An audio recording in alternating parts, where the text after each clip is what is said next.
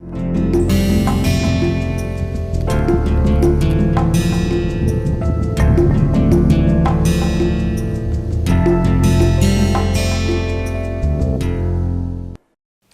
and welcome back. So, we started looking at the practical issues that involve the construction of a laser. So, in the last class we said that there are certain requirements for making or constructing a laser. So, what are those things that we need in order to construct a laser? So, to make a laser or construct a laser, we need, most important thing is the active medium.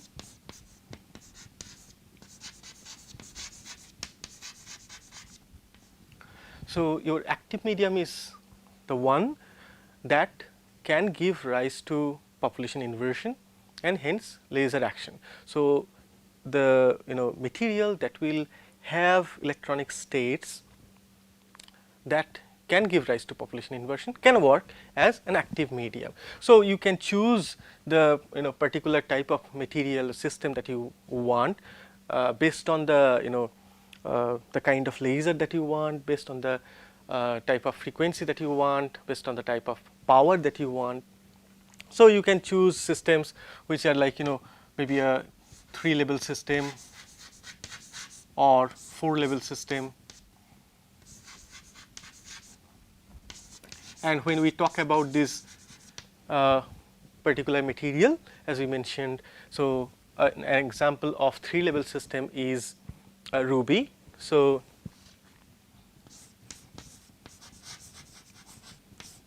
and a 4-level system is neodymium doped yttrium aluminum garnet or YUG. So, this is the most important thing to choose first, and the second is the source of light that will excite the atoms to higher excited state. From there it will laze. Okay. So, we said that this is known as pump. So, we need to have a pump, all right. So, this is nothing but some light source.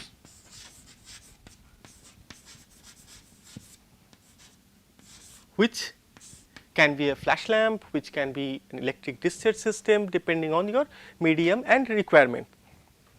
So, these are the two primary things, and with this we can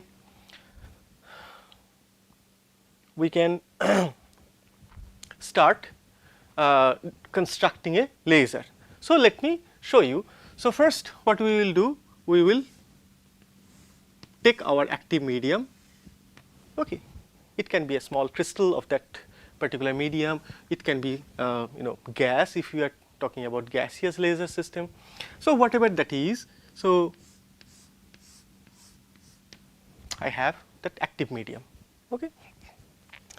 So, next we pump it using some light source.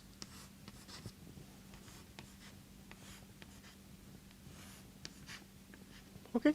So, this yellow one is my active medium and this white arrows just signify photons coming from the pump source. So, once I get these, then what will I get? I can excite the atoms within the active medium to the respective state, which can ultimately give rise to population inversion. So, I can create the population inversion. So, in the first step, so step 1 is excitation,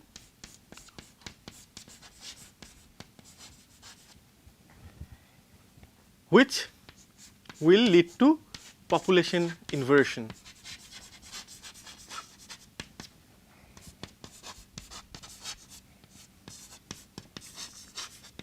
Okay. these things we have already learned. I am just reiterating again and again, so that we are absolutely clear about the whole mechanism. Okay. So, once the population inversion is created, I need to create stimulated emission, right. So, second step will be stimulated emission.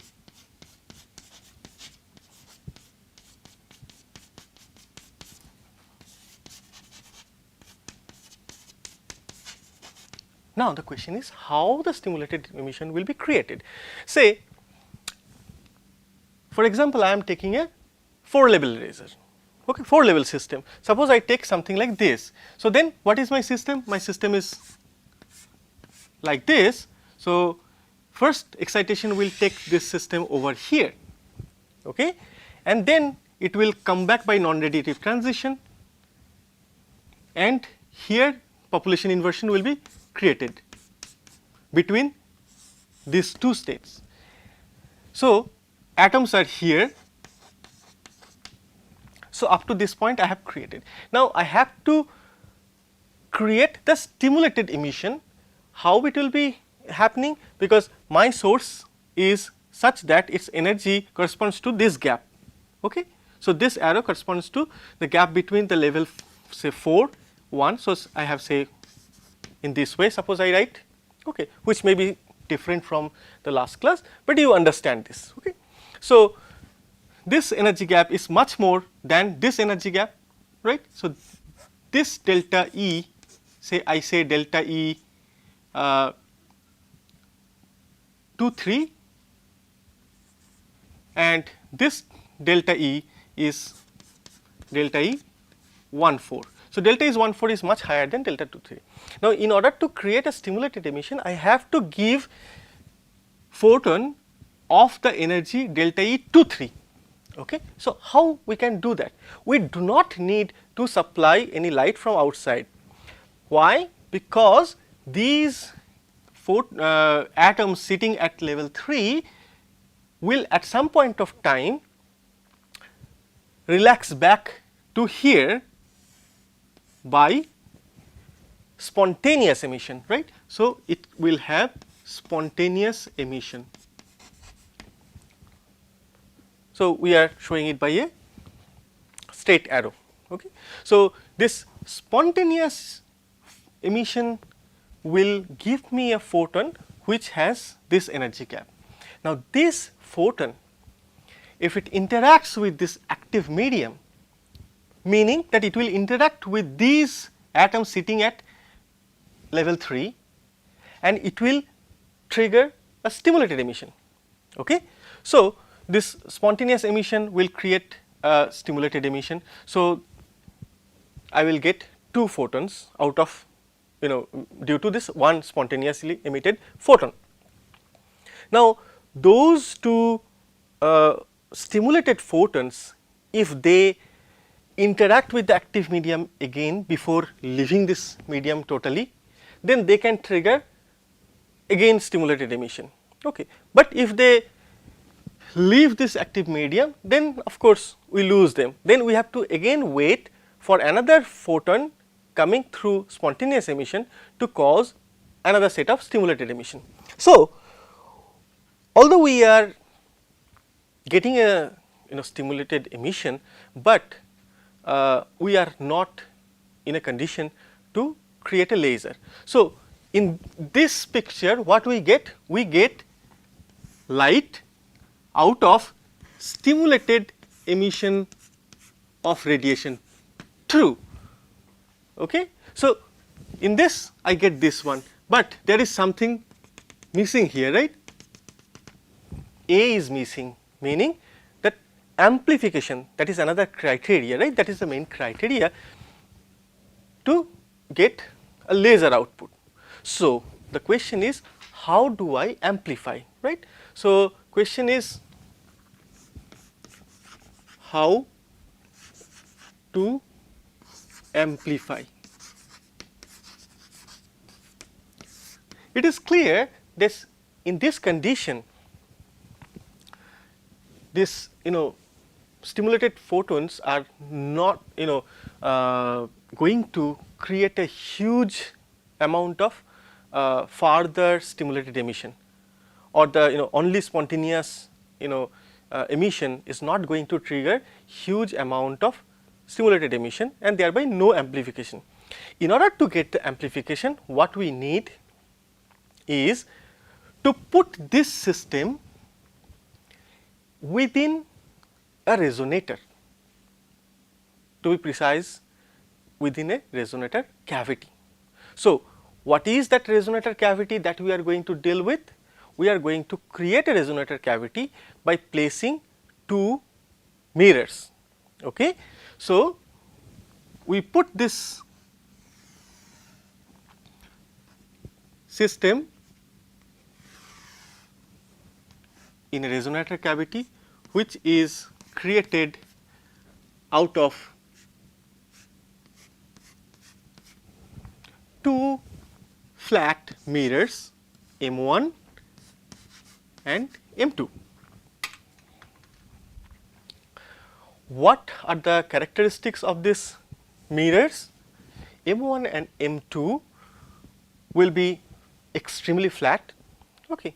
Whether we can make it or not, we will see later, but at least to start with, we do not see much problem in having a extremely flat mirror, okay, with reflectivity of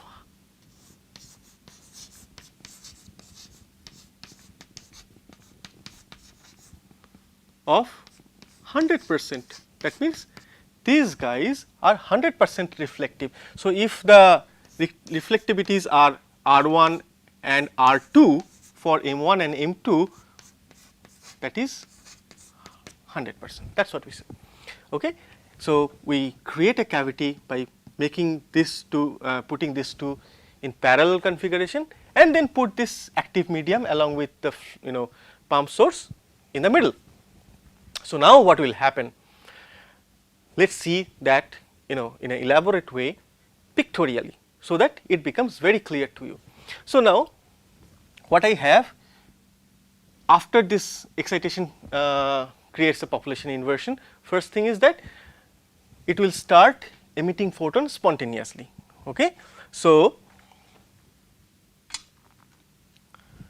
the spontaneous emission will have its own frequency, and all the spontaneously emitted photon will have same frequency, okay, because the spontaneous emission is going to take place from this level to this level, okay, not from here to here directly, okay, that is by design. So, spontaneous emission will take place, okay, randomly. So, it can go in this direction, it can also go in the direction which is along the axis of this cavity, which means the axis which is perpendicular to the mirror planes, all right. So, this is my axis, right. So, if I, so this is my axis of the cavity.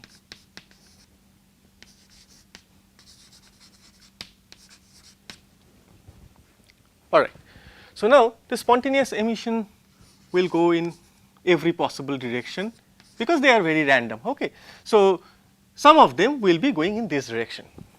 So, what will happen now? So, these photons which are going in a direction other than the axial direction, they will not go and hit this mirror and return, rather they will escape. So, this photon will escape the cavity.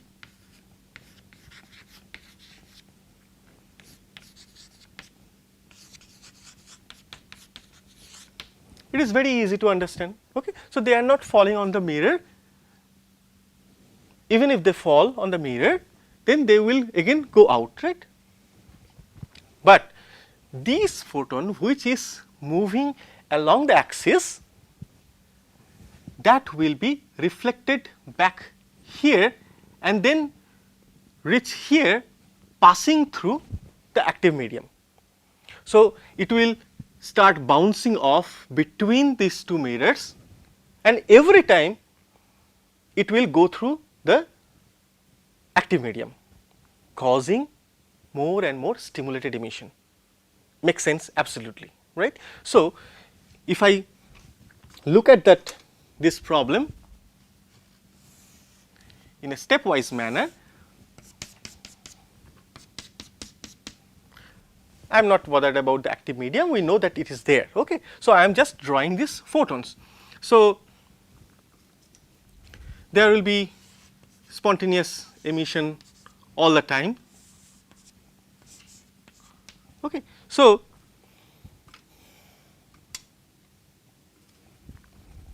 this photon, okay, so this photon will now bounce back and hit here. So, what will happen? When it will go here, it will create 2 photons, right? And in the meantime, there may be another spontaneous, photon which is along this axis. Fine. So, in the very next step, what I will see is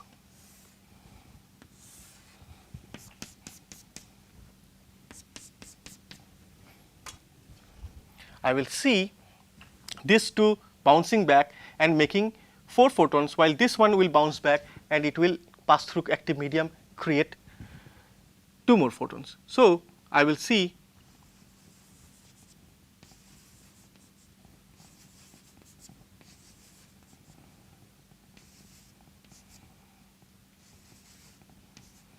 and then the spontaneous emitted photons are always there.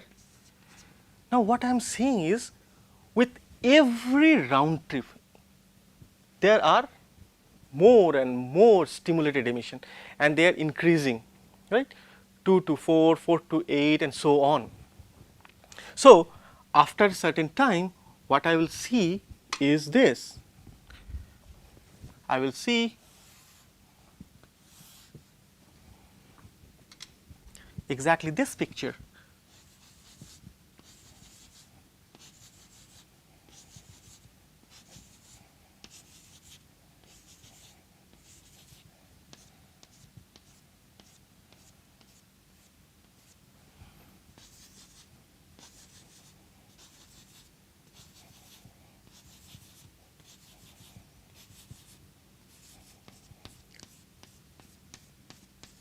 So, these are all stimulated photons, and then as usual there will be some random spontaneous photons, right. Now, coming from this one to this one, we can easily see the ratio of the number of stimulated photons to the spontaneously emitted photons are becoming higher and higher and higher. So, the number of stimulated photon, or in other words, the stimulated photon density exceeds the spontaneous photons by a huge number, okay? And that is what we want, and this is what is called amplification, right? I started with one spontaneous photon going in there, and then I am getting more and more. So, every round trip it is getting multiplied, multiplied, multiplied. That is what is called amplification. So, this is the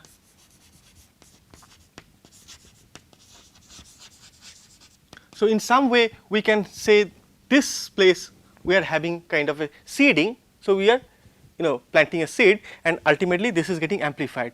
So, billions and billions and billions of photons are created within no time, right, because these cavities, if we have a practical sense, it will be few tens of centimeter, maybe 100 centimeter or so.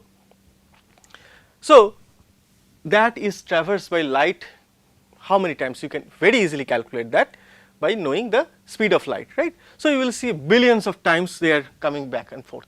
Okay. So, the number of photons are also getting multiplied. So, stimulated photons are the predominant species within this one.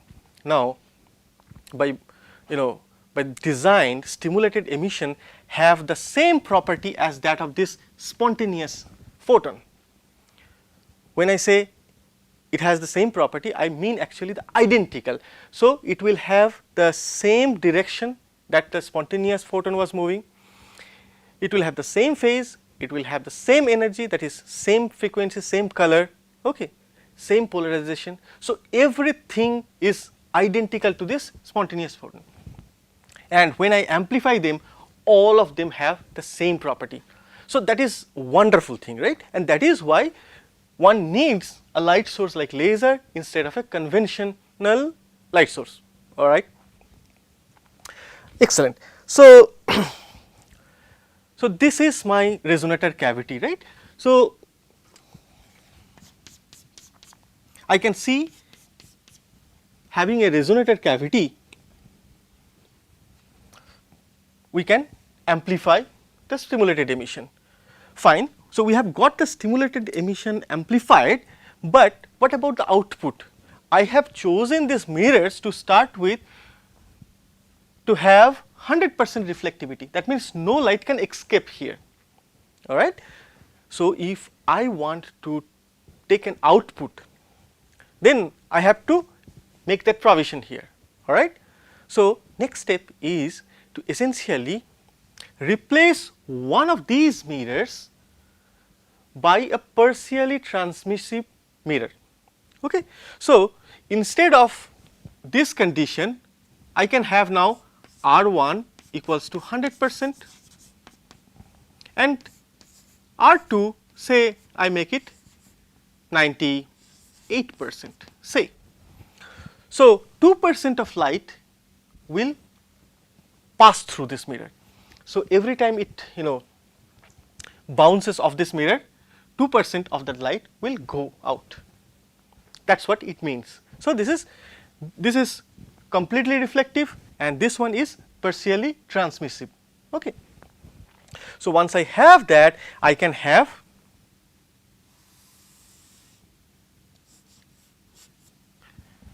an output. All right. So this is more or less what how you will construct a laser. So this is my laser. So I have found out a way to fill this blank by putting the active medium in a resonator. Okay, and we also got the output by instead of putting 100% reflective mirror on both the ends, make one of them partially transmissive. So we get an output. Now there are, this is a very basic concept. There are so many things there, right, which one needs to consider, and we will learn some of them. Say I will give you one example. I have been saying that 100% reflective mirrors, okay, but actually getting 100% reflectivity is very, very tough. Second, I said I will be using a flat mirror, all right. So this flatness of the surface, okay, that also may not be as you expected. It can be a little rough even at a very, very small dimension, but getting absolutely flat surface is a big deal. So that will give rise to some loss of photons, right. I assumed that okay, all the photons are going and hitting and coming back, going and hitting and coming back, but if suppose the mirror is not flat, so what will happen? It will deflect. The moment it deflects from this axial direction, it will escape the cavity, right. So roughness of the surface or a little bit faulty mirror. When I say faulty, that means it has a reflectivity which is less than 100% for one of the end mirrors, not the one that is purposefully or intentionally made transmissive. The other one which is supposed to be 100% reflective, if it does not have 100% reflectivity, then we are going to lose photons. Okay. So this is generally called loss. Okay. So there are several different types of reasons that will give rise to loss of photon, and these are some, we will talk about certain losses. Now if we have to really get laser output, which is like really amplified signal, one has to amplify it so much that is capable of overcoming the losses, and we get a net output. So, what we have to have? We have to create a gain over the losses, right. So, there will be certain conditions which will be called threshold conditions. We will talk about that maybe the following class.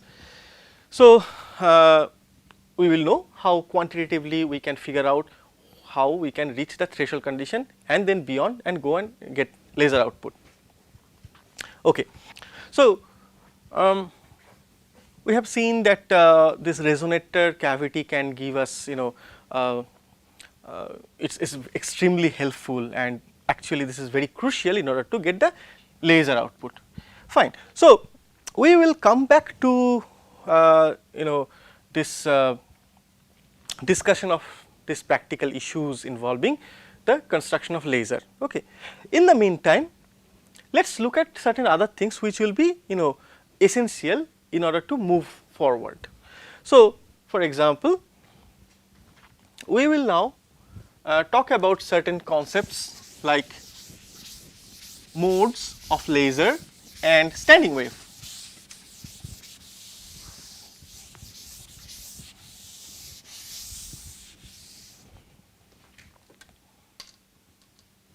So, we will talk about standing waves,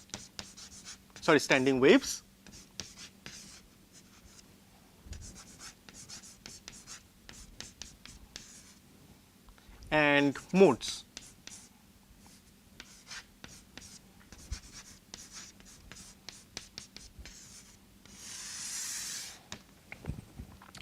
We will see how it is relevant to this case. Okay.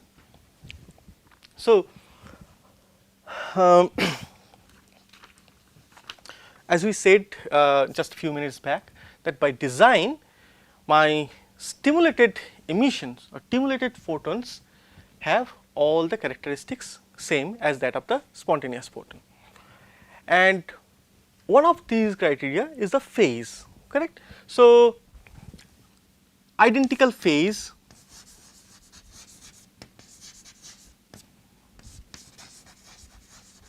for all the photons, and because of which we called the output ultimately as coherent, right. So, this concept of coherence comes from this having identical phase as that of the spontaneous photons, which triggers the stimulated emission in our laser construct. Now, if we talk about the quantum theory of light. So, in quantum theory of light, it is very common, it is very usual to refer to the modes of light, okay, or modes of photon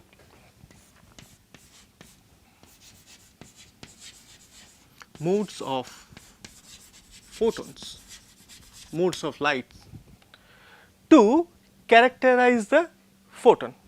So, normally we say okay, this beam is coherent, so it refers to that, okay, it has the same phase. Now, in quantum theory of light, when we say that okay, this is the mode of the photon or this is the mode of the light, this actually tells you some characteristics of the light, right. So, light characteristics.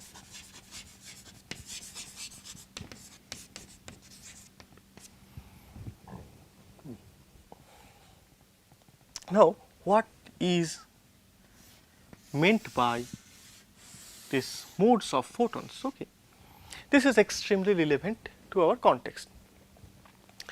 So, modes essentially it represent the possible combinations of frequency, polarization, direction of the light. Okay. So, what kind of combination that I have will dictate what mode I have. Okay. Now, whether all the modes that are possible in principle can actually be sustained in a laser cavity, that is a question.